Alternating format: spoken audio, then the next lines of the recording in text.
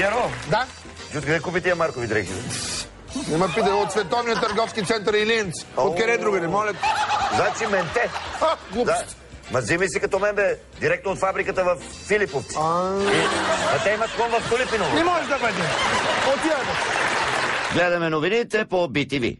Във варненското село Игнатиево живее 5-месечният Версаче, кръстен на модния дизайнер. Детето е родено от 15-годишна майка и баща на 18.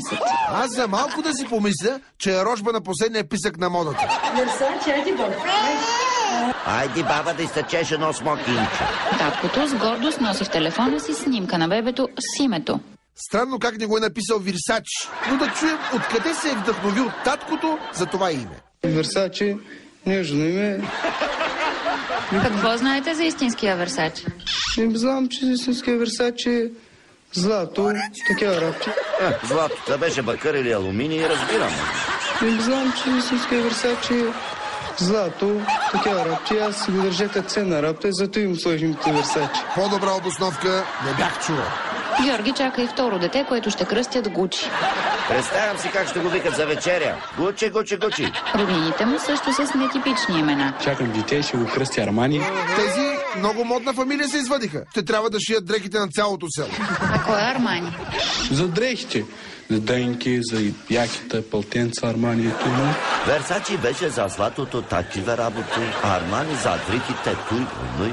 Не знам, че истинския Версаче злато, такива работи. А кой е Армани? За дрехите.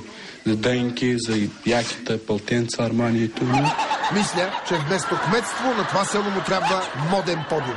От модните преминаваме към артистичните имена. Борени минути преди да се роди малката Ферхунде, майка й гледа поредната серия на Листопад. И отидахме родилното, помислихме с мъжа си да кръстим Ферхундето от филма от Листопада. И решихме и стана. В общината явно не са големи почитатели на Листопад, защото вместо Ферхунде са го записали Верхонде. Като отидах пак за раждането да взема, защо е Ферхунде го кръстихте, защо не е друго име. И ние казахме, обичахме това име да правим. Ама и тези родни така се изказват за кръщаването на децата си. Все едно не им дават имена, а им лепят етикети. И ние казахме, обичахме това име да правим. Аз си го държа като ценна работа и зато им сложим като Версаче. Да са ви живи и здрави дечицата и да задминат и Верхундето, и Версаче. Геро, искаш ти правим едно име? Кажи ми го. Ако искаш ти направим едно име. Направи ми го, ама искам да нещо Марко. Хубаво. Там Какво? чурути, бути, гути, мути, нещо такова. Как? Вижте. Табелка искам да има. На всички патриотично настроени хора предлагаме да подкрепят българско. Сега, да. Затова кръщаваме децата си с... Какво? Чакай сега, виж сега. Научи се, че това нещо, Кое? хората ти го движат бавно. Къде бавно, не ми бърза сега път. Ама ти четеш от долния ред. О, извинявайте. Върнете го малко Да, сега. малко ми го... Идеално. По-пробен, плавно и бавно. Затова кръщавайте децата си с имена на известни български сериали. Например, първото им предложение. Стъклен Домов Касабов. Или... Много добро.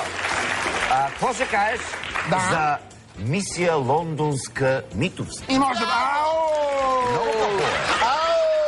И така! Добре, не чуто внимае. Това е всичко от нас за тази вечер.